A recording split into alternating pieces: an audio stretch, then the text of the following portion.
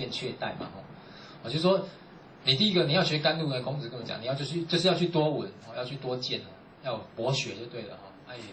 爱做过来去孔啊哈，做过来去听啊哈，绝对不是说不像现在现在资讯很方便嘛，你可能在家里面可以看电视啊，可以上网络，可以找到很多的资讯，而在以前那个时代不是这样子，你要去多闻多看。那当然子张讲这个学甘露当然不是指生意上的他可能要去为政要去当官。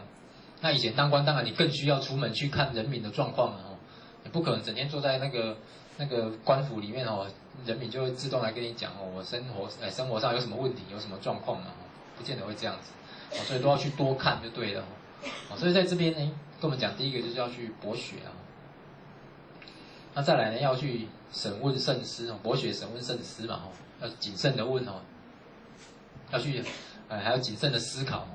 那这里面当然我们句子里面没有直接去讲到审问跟慎思这个，可是呢重点就是一个慎一个谨慎，一个心一个很谨慎小心的一个心态是很重要的要谨慎所以他说多见慎言其语嘛慎言其语跟慎行其语，其实就是在讲我们要很谨慎的去处理这些事情你能够慎行其语，就代表你背后有这个精神你去很用心的去了解它的内容嘛那再来就是明辨我们